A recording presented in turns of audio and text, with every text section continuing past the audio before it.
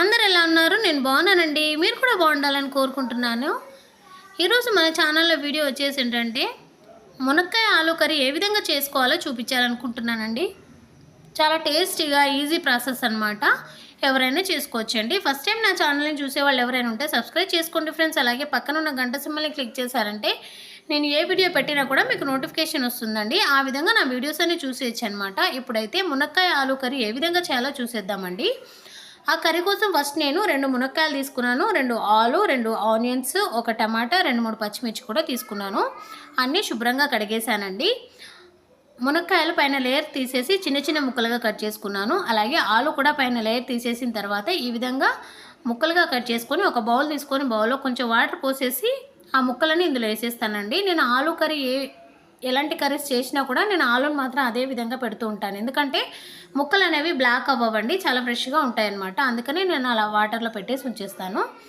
మునక్కాయలు కూడా పైన లేయర్ తీసేసి చిన్న చిన్న ముక్కలుగా కట్ చేసుకోవాలి. టమాటాలు, ఆనియన్స్, పచ్చిమిర్చి కూడా చిన్న చిన్న ముక్కలుగా కట్ చేసుకొని పక్కన పెట్టేసిన తర్వాత ఒక కడాయి తీసుకోండి.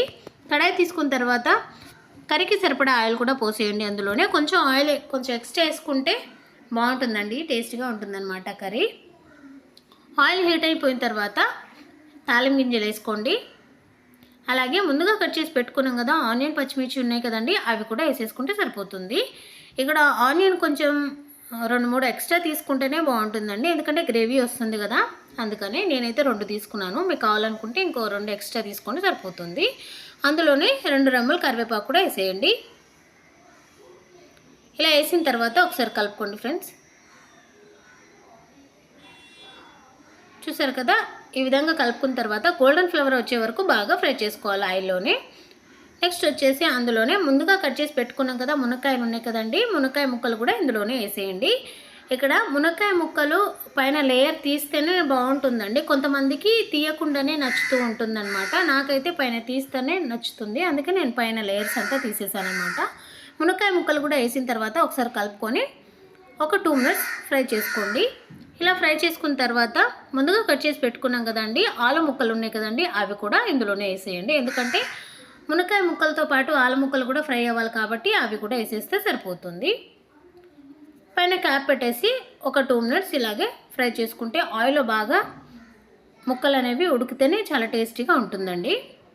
చూసారు కదా, ఇలా తీసిన తర్వాత ఒకసారి కలుపుకొని ఇందులోనే అల్లం వెల్లుల్లి పేస్ట్ వేసేయండి. నేనైతే అప్పటికప్పుడే కచ్చిపచ్చిగా దంచుకొని వేసానమాట. మీ దగ్గర ముందుదే ఉంటే ఆల్రెడీ చేసిందే ఉంటే వేసేస్తే సరిపోతుంది. చూసారు కదా, కచ్చిపచ్చిగా ఎందుకు దంచుకున్నానంటే నేను కొంచెం ఫ్లేవర్ టేస్టీగా వస్తుందని నేను అలా చేశానండి. లేదు మీకు కావాలనుకుంటే అలా చేయండి, లేదంటే ముందుగా మీరు గ్రైండ్ చేసుకుని ఉంటే అది కూడా వేసేస్తే బాగుంటుంది.